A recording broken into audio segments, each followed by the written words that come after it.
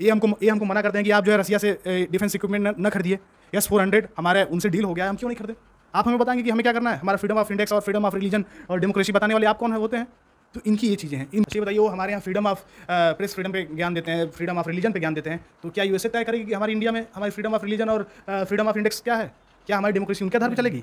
Concept of pivot to Asia, मतलब जो है एशिया के सराउंडिंग जो भी कंट्री नॉन अलाइंड मूवमेंट के नाम से जानते हैं, उसमें भारत का ये नज़रिया था कि हम लोग न्यूली इंडिपेंडेंट नेशन है, हम लोग अपनी सोवरेनिटी को मेंटेन करेंगे, हम लोग वहाँ पर क्रिकेट डिप्लोमेसी कर रहे हैं।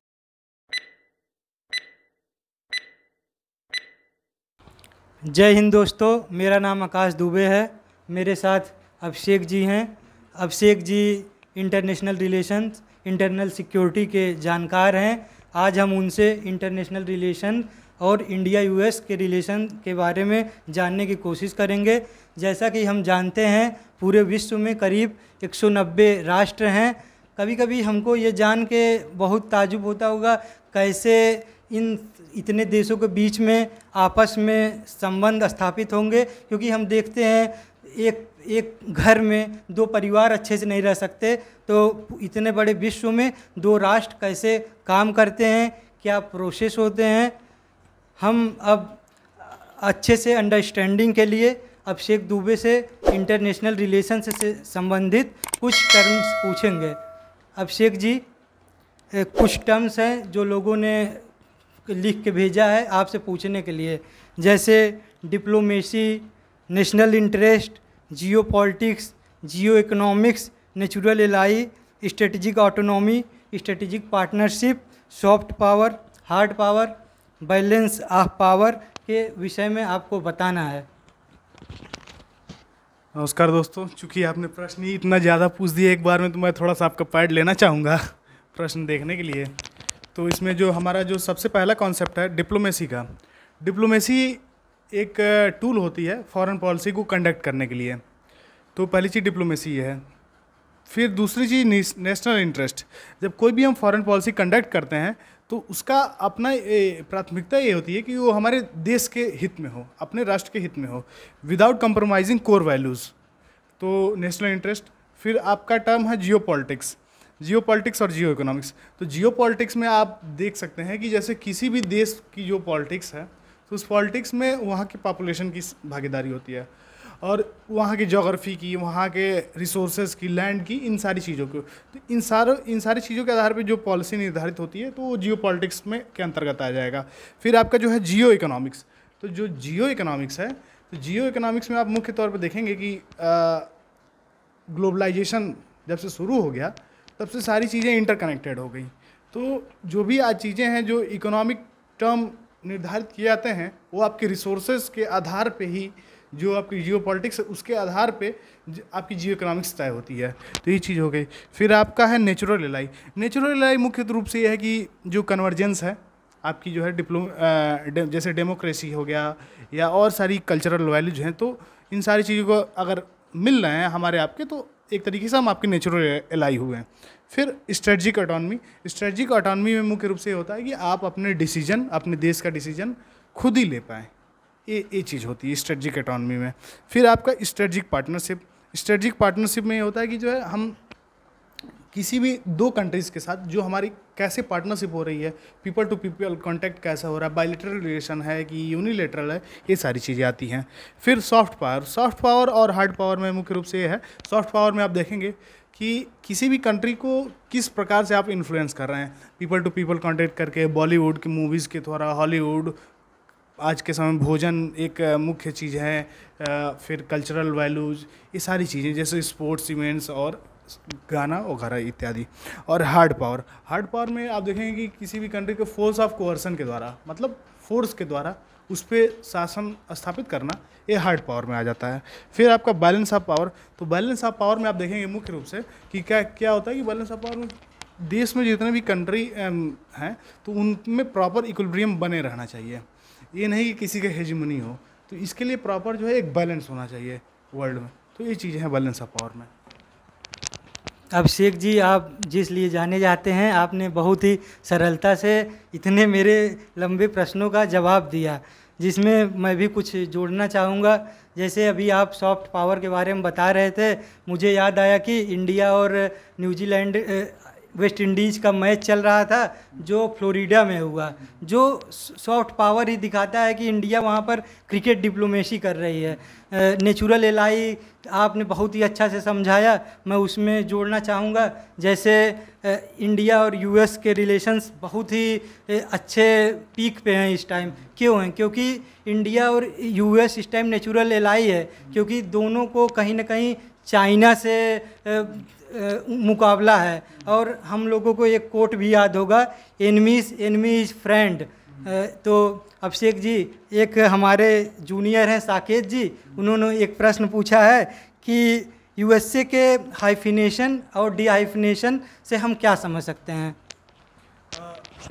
जब यूएसए अपना फॉरेन पॉलिसी कंडक्ट करता था पहले, तो उस टाइम पे आप देखेंगे कि वो जो है इंडिया के साथ रिलेशन बनाने के लिए एक पाकिस्तान को प्रिज्म के तौर पर प्रयोग करता था। यदि हम इंडिया के साथ कोई रिलेशन स्थापित करते हैं तो क्या पाकिस्तान जो है, पाकिस्तान को बुरा तो नहीं लग रहा है? इस तरीके से वो पहले जो है फॉरेन पॉलिसी अपने कंडक्ट करते थे। लेकिन जब वहाँ पे बुश एडमिनिस्ट्रेशन आए, जब बुश राष्ट्रपति बने वहाँ पे, तो उसके बाद से चीज़ें थोड़ी सी बदल गई। फिर उन्होंने क्या किया कि डीहाइफिनेशन की प्रक्रिया अपनाई, मतलब डीकपलिंग की, कि हमारा और आपका रिलेशन हम तय करेंगे कि आपके साथ कैसा रहेगा, और फिर किसी दूसरे व्यक्ति के साथ हम तय करेंगे कि इनके साथ कैसा रहेगा। हम ये नहीं कि हम आपके थ्रू इनका रिलेशन तय करेंगे। तो ये चीज़ें हैं हाइफिनेशन और डीहाइफिनेशन। अभिषेक जी, आपने बहुत ही अच्छे से समझाया। साकेत जी, अगर आप ये देखेंगे तो आपका डाउट क्लियर हो जाएगा। हमारा जो प्रश्नों के कड़ी में अगला प्रश्न है, ये है कि आईआर में पोलैरिटी से क्या तात्पर्य है? आईआर की एक प्रमुख टर्म है पोलैरिटी। इसमें पोलैरिटी में मुख्य रूप से आप देखेंगे कि तो यूनिपोलैरिटी, बाईपोलैरिटी और मल्टीपोलैरिटी 3 चीज़ें होती हैं। यूनिपोलैरिटी में यह है कि पूरे वर्ल्ड में किसी एक कंट्री का राज होना, किसी एक कंट्री का हेजमोनी होना, सुपर पावर होना। फिर जो है बाईपोलैरिटी में देखेंगे कि कोल्ड वार के टाइम में यूएसए और यूएसएसआर 2 पावर ऑफ सेंटर थे, तो ये हो गया बाईपोलैरिटी। और मल्टीपोलैरिटी के मतलब ये होता है कि हर एक कॉन्टिनेंट में या पूरे वर्ल्ड में कई सारे पावर ऑफ सेंटर हैं, जहाँ से चीज़ें इक्विलिब्रियम में चल रही हैं, बैलेंस ऑफ पावर में चल रही हैं। तो ये कॉन्सेप्ट है मल्टीपोलैरिटी का, ये चीज़ें हैं। हाँ, मतलब हम ये कह सकते हैं कि यूनिपोलैरिटी, बाईपोलैरिटी और मल्टीपोलैरिटी में मल्टीपोलैरिटी ही सबसे अच्छा होगा एक विश्व में अच्छा सिस्टम स्थापित करने के लिए। क्योंकि यूनिपोलैरिटी में एक कोई देश एक बॉस की तरह काम करता है। जैसे किसी ने न्यूक्लियर कंडक्ट किया तो यूएसए ने सैंक्शन लगा लिया, तो हमारे जो राष्ट्र के राजनयिक हैं वो हमेशा इस मुद्दे को उठाते रहते हैं। और अगर बजरंगबली जी चाहेंगे तो हमारा देश अब अगली बार से खुद सुपर पावर होगा। प्रश्नों के अगली कड़ी में जो अगला प्रश्न है, यूएस का इंडिया को लेकर अप्रोच कोल्ड वार के दौरान और कोल्ड वार के बाद कैसा था? ये बहुत अच्छा प्रश्न है आपका। और इसमें आप देखेंगे कि यूएस का जो पोस्ट पहले कोल्ड वार से पहले जो उनका था, वो इंडिया को जो है एक तरीके से अच्छा डेस्टिनेशन नहीं समझते थे इन्वेस्टमेंट के लिए। यहाँ के सिविलाइजेशन पे उनको डाउट था इंडिया के, और बहुत सारा इन्वेस्टमेंट यहाँ पे उस टाइम पे नहीं आया, क्योंकि हमारी मार्केट भी क्लोज थी उस टाइम पे। लेकिन पोस्ट कोल्ड वार के टाइम पे क्या हुआ कि एलपीजी रिफॉर्म्स के बाद हमारे यहाँ इन्वेस्टमेंट आना शुरू हुआ। एक हमारे यहाँ मॉडल कम्युनिटी तैयार हुई, एक डायस्पोरा, इंडियन डायस्पोरा जो दूसरे देशों में जाकर रहने लगी। तो इससे हमारा जो स्ट्रेंथ बढ़ा, ठीक है। एक मॉडल कम्युनिटी के तौर पे हमारे लोगों ने जाके वहाँ पे काम किया, तो फिर इन्वेस्टमेंट सेंटर हमारा बना, एफडीआई का इनफ्लो होने लगा हमारे देश में। तो ये चीज़ें, ये नज़रिया हुआ पोस्ट कोल्ड वार में, और यूएसए का इस प्रकार से नज़रिया चेंज हुआ। आपने बहुत ही अच्छे से कोल्ड वार के समय यूएसए का जो नज़रिया था हम लोगों को समझाया। कोल्ड वार के समय यूएसए भारत के साथ बहुत ही सौतेला व्यवहार करता था, क्योंकि भारत ने खुद ही एक मुहिम चलाई थी जिसको हम नॉन अलाइंड मूवमेंट के नाम से जानते हैं।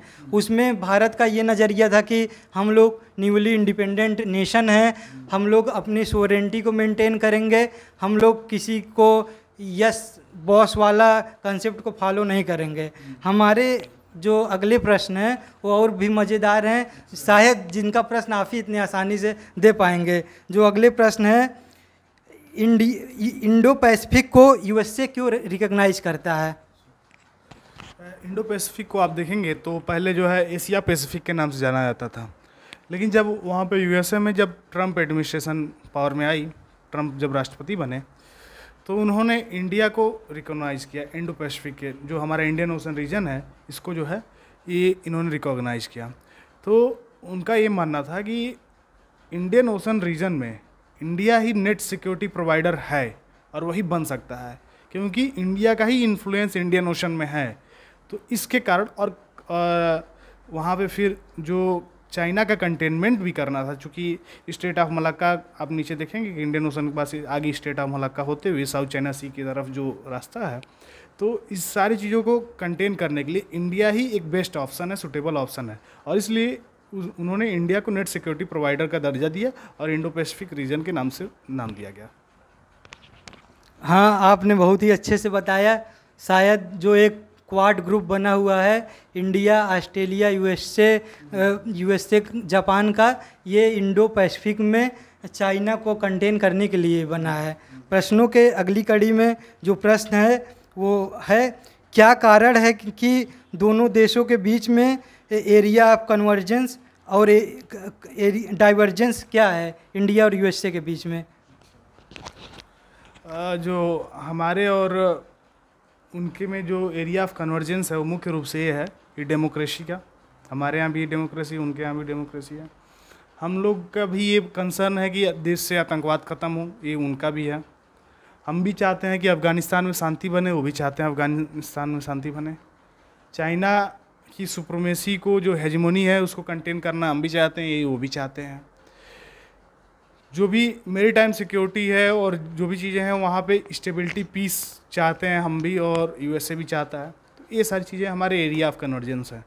एरिया ऑफ डाइवर्जेंस ये है कि जैसे कि कुछ हमारे ट्रेड में इशूज़, उनका जैसे हम लोग जो है ट्रेड में सरप्लस हैं, उनका डेफिसिट चलता है, तो इसमें थोड़ा सा दिक्कत है। फिर उन्होंने जो GSP, generalize system of preference था, उसको उन्होंने हटा दिया था हमारे इंडिया से, तो जिससे कि बहुत सारी चीज़ें अब हमको सस्ती चीज़ें पे नहीं मिलती हैं। तो फिर जो है इधर से इंडिया की तरफ से भी टैरिफ बढ़ा दिया गया कुछ चीज़ों पे। फिर जो हमारा अगला चीज़ है काटसा, countering American adversaries through sanctions act, कि उसमें रशिया और नॉर्थ कोरिया और ईरान से जो लोग भी क्रिटिकल चीज़ों पे इंडल जैसे ऑयल, गैस और डिफेंस इक्विपमेंट खरीदेंगे अगर कोई भी कंट्रीज़ जो है, तो उनके ऊपर सैंक्शन लगेगा, ऐसा अमेरिका के द्वारा है। तो ये सारे जो है, और H1B वीज़ा का भी कंसर्न है, एक सारी चीज़ें, और ट्रांसफ़र टेक्नोलॉजी के ट्रांसफ़र पे भी इशू है। तो ये सारी चीज़ें जो है हमारे डाइवर्जेंस हैं। अभिषेक जी, आपने बहुत ही अच्छे से हम लोगों को समझाया।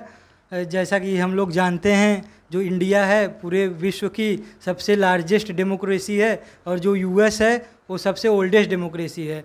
जब हमारा देश को आज़ाद होना था, हमको मालूम ही होगा कि वर्ल्ड वार सेकंड के बाद 1945 के बाद से यूएनओ का फॉर्मेशन हुआ, चीज़ें काफ़ी बदल गई। जो यूएसए के राजनेता लोग थे, उन्होंने ब्रिटेन के ऊपर बहुत दबाव डाला था, तो ब्रिटेन ने हमारे देश को खाली किया, और हमारे स्वतंत्रता सेनानियों का तो योगदान को हम भूल नहीं सकते हैं। प्रश्नों के अगली कड़ी में जो प्रश्न है, दोनों देशों के बीच में डिफेंस में कॉपरेशन आप बताइए कि उन दोनों के बीच में क्या स्ट्रेटेजिक पार्टनरशिप हैं। लेकिन चूँकि मैं इसमें एक चीज़ जोड़ना चाहूँगा कि डिफेंस रिलेशनशिप के पहले हम इंडिया यूएस की रिलेशनशिप के बारे में बात करेंगे। उसमें आप देखेंगे मुख्य रूप से कि जब इंडिया यूएस की रिलेशनशिप में देखेंगे तो उस टाइम पे क्या हुआ कि एक हमारे यहाँ मॉडल कम्युनिटी तैयार हो गई थी, हमारे इंडियन डायस्पोरा तैयार हो गई थी, जो विश्व में अलग अलग जगहों पे थी। उसी टाइम पे जो है क्लिंटन का विजन डॉक्यूमेंट भी पब्लिश हुआ था। फिर जो है फिर क्या हुआ कि जब बराक ओबामा जो अपने फर्स्ट टर्म में थे, तो उनको बहुत मतलब नहीं था कि चाइना में और इंडो पैसिफिक में क्या चल रहा है। लेकिन जब अपने सेकेंड टर्म में आए तो उनका एक कॉन्सेप्ट था पाइवोट टू एशिया, मतलब जो है एशिया के सराउंडिंग जो भी कंट्रीज़ हैं वहाँ पे जो है उनकी प्रेजेंस बननी चाहिए। तो ये उनकी पाइवोट टू एशिया इनकी वाली कॉन्सेप्ट आई। फिर जो है जब ट्रम्प आए तो ट्रम्प ने इंडिया को जो है net security provider Indian Ocean region वाली चीज़ें दी। फिर अभी वर्तमान में बिडेन आए हैं, तो बिडेन का भी ये कंसर्न है कि चाइना को कैसे कंटेन किया जाए। तो ये सारी चीज़ें हैं। और उस टाइम पे हमारी इकोनॉमिक क्रेडेंशियल भी बढ़ रही थी, मल्टीपल हमारे एग्रीमेंट साइन हुए हैं उनसे। तो ये सारी चीज़ें हमारे रिलेशनशिप को और मजबूत करती हैं। हमारे यहाँ भी डेमोक्रेसी, ये सारी चीज़ें अभी मैंने मेंशन किया, कल्चरल टाइज भी हैं। तो ये सारी चीज़ें हमारे बीच में उनके हैं। अब जो आपका प्रश्न है डिफेंस कॉपरेशन में, तो डिफेंस कॉपरेशन में आप देखेंगे कि डिफेंस कॉपरेशन में for the containment of the China हम लोगों ने जो है कई और भी सारी चीज़ों को देखते हुए हमने उसमें लेमोआ, जिसमें logistic exchange memorandum of agreement को हमने साइन किया है, जो म्यूचुअल बेसिंग फैसिलिटी को प्रोवाइड करता है। फिर जो हमने कॉमकासा साइन किया है, कम्युनिकेशन ऑफ कंपेटिबिलिटी, ठीक है, ये चीज़ें हुई। फिर हमने बेका भी शायद हमने साइन किया है, जिसमें ये जो है basic exchange of corporation agreement है। इसमें मुख्य रूप से जो है हम यूएस की और इंडिया की जो सैटेलाइट की जियो स्पेशियल इंटेलिजेंस है, उसको हम लोग जो है बेका के थ्रू शेयर करेंगे। और जैसा हम कमकासा के बताए कि ये जो है इंटर ऑपरेबिलिटी को जो इन्हांस करता है। तो इसमें क्या है कि हम लोग उनके बेस पे जाएं या वो हमारे बेस पे आएँ, तो फ्यूलिंग रिफ्यूलिंग की, और जैसे कुछ यदि इक्विपमेंट कोई चीज़ चाहिए या ऑपरेट करने के लिए, ये सारी चीज़ें प्रोवाइड की जाएंगी उनके थ्रू भी और हमारे थ्रू भी। फिर जो है NDAA national defence authorization act का भी साइन हुआ है, और ESTA डबल मतलब ईस्टर्न ESTA, हाँ ये ESTA 1 भी साइन हुआ है हमारे यहाँ। फिर क्वाड में हम पार्टनरशिप है, I2U2 में इंडिया, इजराइल और US और UAE, ये हमारी सारी चीज़ें डिफेंस कॉपरेशन में है और इसको हमने साइन किया हुआ है उनके साथ। अभिषेक जी, आपने बहुत ही अच्छे से बताया। जैसा कि हम जानते हैं, दो देशों के बीच में अच्छे से राजनयिक संबंध स्थापित करने के लिए कभी कहीं के विदेश मंत्री, कभी प्रधानमंत्री विजिट करते हैं, जिससे दोनों देशों के बीच में संबंध काफ़ी मधुर हो जाते हैं। जैसा कि हमारे नरेंद्र मोदी जो हमारे प्रधानमंत्री हैं, वो इसी चीज़ के लिए वो जाने जाते हैं। क्या आप हमको बता सकते हैं, जो रिसेंटली हमारे ऑनरेबल प्राइम मिनिस्टर का विजिट हुआ हो, और उस विजिट का क्या महत्व है इंडिया US रिलेशंस में?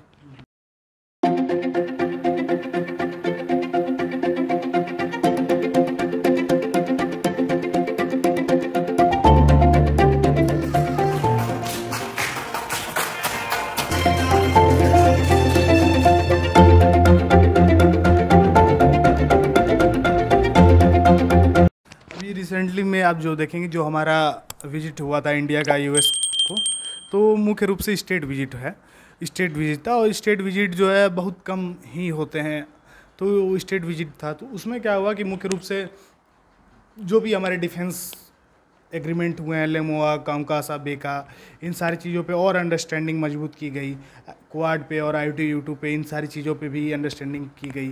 फिर जो साइंस टेक्नोलॉजी के क्षेत्र में सेमीकंडक्टर हो, या उनकी एक माइक्रॉन कंपनी है, वो $1 मिलियन हमारे यहाँ इन्वेस्टमेंट करने वाली है सेमीकंडक्टर के लिए।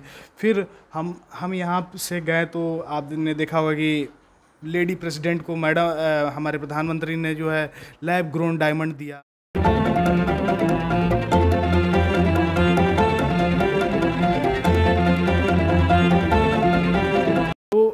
इस चीज़ भी वहाँ पे हमने बढ़ावा दिया। फिर ICET emerging critical and emerging technology में हमारे उनके कॉपरेशन और बढ़ाए गए हैं। मिनरल्स में जो ट्रांसफ़र है, उन सारी चीज़ों को, मिनरल्स जो क्रिटिकल मिनरल्स हैं उसमें हमारी भी सहभागिता हो, क्योंकि जो अभी कुछ दिन पहले साइन हुआ था तो उसमें हम पार्टनर नहीं थे। तो इन सारी चीज़ों में भी हमारी उसमें सहभागिता हो, तो इन सारी चीज़ों को हम वहाँ पे डिस्कशन किया गया। और दूसरी चीज़ ये भी हुआ कि काउंसलेट ओपनिंग करने की बात की गई, तो उन्होंने भी ये बोला कि जो बेंगलोर में वो काउंसलेट ओपन करेंगे। और हमारे तरफ से भी US में सियाटल एक जगह है, वहाँ पे हमने भी ये बोला कि मतलब काउंसलेट ओपन की जाएगी। फिर जो है इंडेक्स X के नाम से एक एक्सरसाइज इकोसिस्टम है मिलिट्री की तरह की, तो इस सारी चीज़ों को भी हमने उसमें किया। तो ये सारी चीज़ें हमारी उनकी जो अभी रिसेंटली विजिट हुई थी, ये सारी चीज़ें डिस्कशन की गई थी इंपॉर्टेंट मुद्दों को, ताकि हमारी इंटरऑपरेबिलिटी और जो हमारा रिलेशनशिप है और स्ट्रेंथ मतलब मजबूत हो सके। अभिषेक जी, आपने पीएम मोदी के विजिट को बहुत ही अच्छे से बताया। एक हमारे जूनियर हैं कार्तिकेय द्विवेदी जी, उनका एक प्रश्न आया है समोसा कॉकस क्या है, उनको इसका टर्मिनोलॉजी नहीं समझ में आ रहा है। कृपया आप बताएंगे तो शायद वो पॉलिटिकल साइंस के स्टूडेंट हैं, उनको काफ़ी आसानी होगी। समोसा कॉकस जो है एक तरीके से जो इंडियन ओरिजिन के अमेरिकन हैं उनका एक इनफॉर्मल ग्रुप है, तो इसी को समोसा कॉकस कहते हैं। और इसमें मुख्य रूप से जैसे अभी वहाँ पे यूएस के पार्लियामेंट में बहुत सारे रिप्रेजेंटेटिव हैं जो हमारे इंडियन ओरिजिन के हैं, और भी वाइस प्रेसिडेंट खुद इंडियन ओरिजिन की हैं, तो इन्हीं के एक इनफॉर्मल ग्रुप है जिसको समोसा कॉकस बोलते हैं। अभिषेक जी, आपने बहुत ही अच्छे से बताया। शायद कार्तिकेय जी को अब समोसा कॉकस समझ में आ गया होगा। प्रश्नों के अंतिम कड़ी में शायद ये हमारा अंतिम प्रश्न है, हम आपसे करना चाहेंगे। जैसा कि हम जानते हैं यूएस इस टाइम सुपर पावर है पूरे दुनिया में, ये किसी से छिपा नहीं हुआ है। यूएस से एक हेजमोनिक पावर की तरह बिहेव करता है। तो हम कभी कभी देखते हैं यूएसए का ड्यूअल नेचर रहता है, दोहरी मापदंड हर चीज़ों में। तो अब हम जैसे जानते हैं कि रिसेंटली यूएसए ने पाकिस्तान से शिशोमा साइन कर लिया है, तो उसका जो पाकिस्तान के साथ नज़दीकियां हैं, पाकिस्तान से इतने एक्ट साइन करना इंडिया के रिलेशंस को कैसे अफेक्ट करता है? प्रश्न आपका बहुत ही अच्छा और बहुत ही महत्वपूर्ण प्रश्न है। अभी यूएस ने रिसेंटली पाकिस्तान के साथ सिस्मोआ एग्रीमेंट साइन किया। चूँकि ये उनका एक एग्रीमेंट था 2020 तक के लिए एग्रीमेंट था, लेकिन फिर जो है चीज़ें बंद हो गई थी। फिर इन्होंने 2023 में अभी फिर से साइन किया है। इसमें मुख्य रूप से ये है कि ये उनको इक्विपमेंट प्रोवाइड करेंगे, मिलिट्री इक्विपमेंट, डिफेंस ट्रांसफ़र होगा।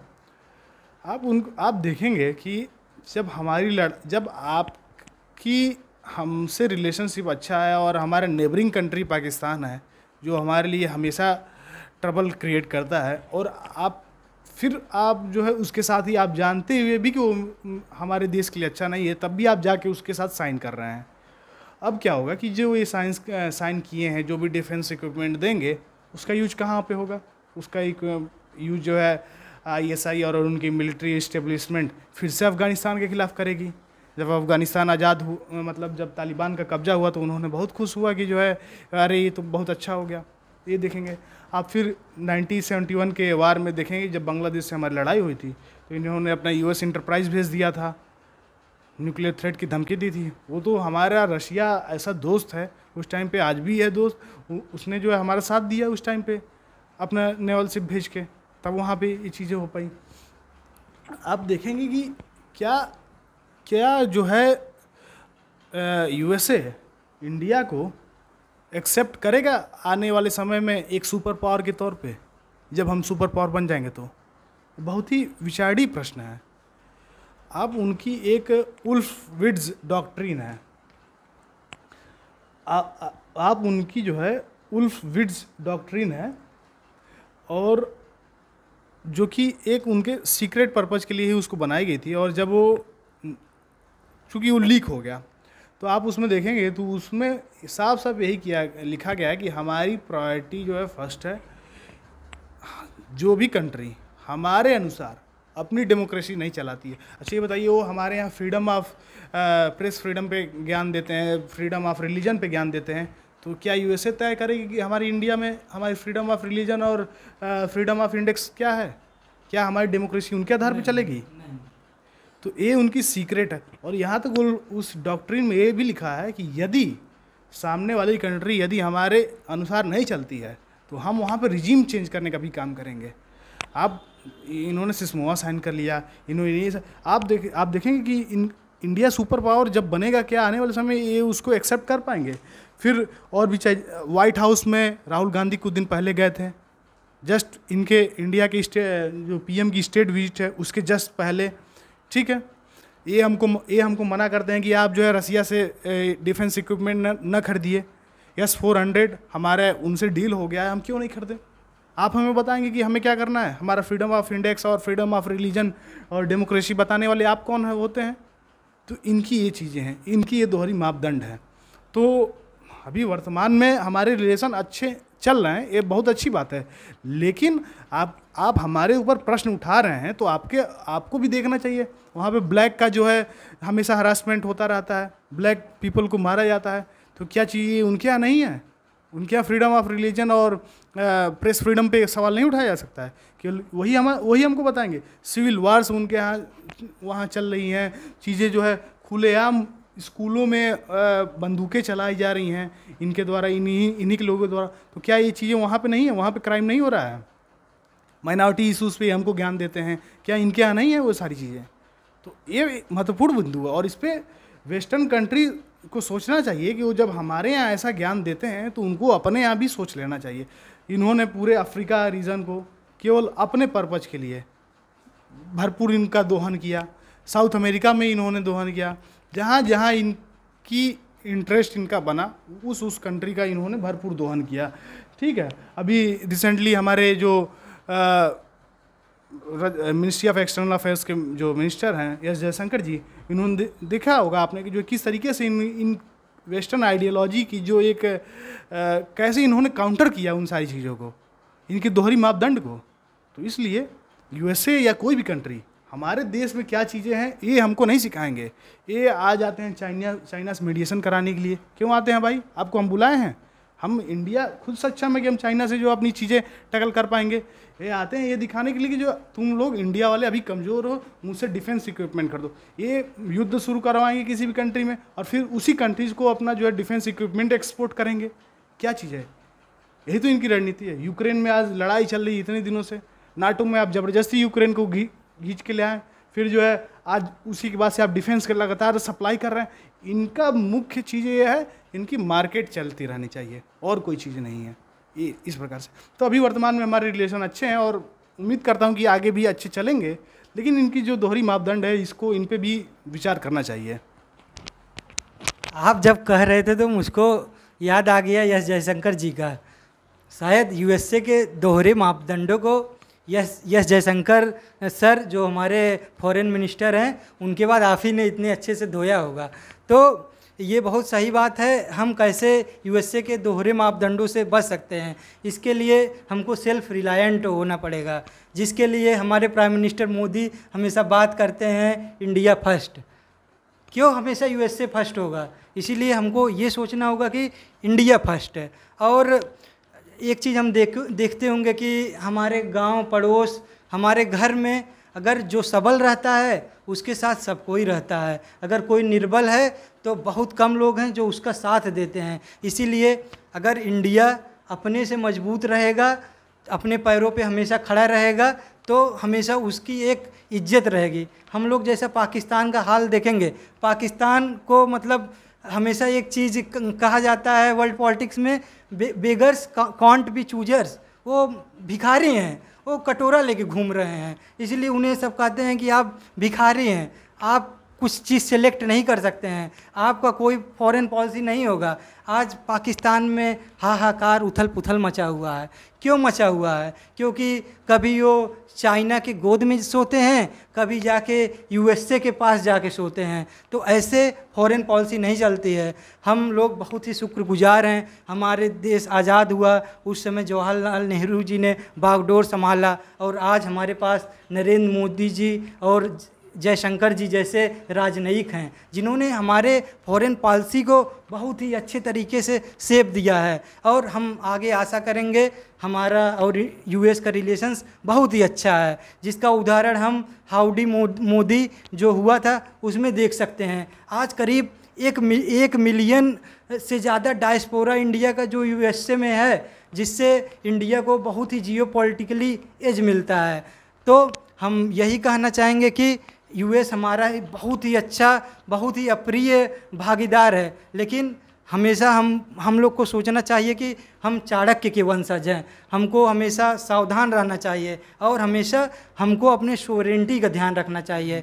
और अभिषेक जी, मैं चाहूँगा कि हमेशा एक ट्रेंड रहा है कि जो पॉडकास्टर होता है जो पूछता है वो बातों को समाप्त करता है, लेकिन आप इंडिया यूएस रिलेशन के बारे में इतना अच्छे से बता रहे हैं। आप पॉडकास्ट को अंत कीजिए और कुछ और जोड़ दीजिए जिससे श्रोतागणों को फ़ायदा मिले। अभिषेक जी, चूँकि जो है अब ये सारी चीज़ें हमने डिस्कस किया, और ये जो है हमारे देश के सभी युवाओं को फॉरेन पॉलिसी और डिप्लोमेसी के बारे में, जियो पॉलिटिक्स के बारे में जानना बहुत ज़्यादा ज़रूरी है आज के समय में, क्योंकि अब आज का समय जो है ग्लोबलाइजेशन का टाइम है, और इंटरनेशनल पॉलिटिक्स के बारे में हर किसी को जानना चाहिए कि किस प्रकार से इंटरनेशनल रिलेशन आपके इंटरनल और एक्सटर्नल मुद्दों पे किस तरीके से आपको इन्फ्लुएंस कर रहा है, ये सारी चीज़ें। तो ये सारी चीज़ें हर युवा वर्ग, हर एज ग्रुप के लोगों को ये सारी चीज़ें जानना बहुत ही आवश्यक है। और अगले इसी तरीके से इंटरनेशनल रिलेशन का हमारा जो है अगला एपिसोड ऐसे चलता रहेगा। और इसी के साथ वाणी को विराम। धन्यवाद। जय हिंद, जय भारत। जय हिंद।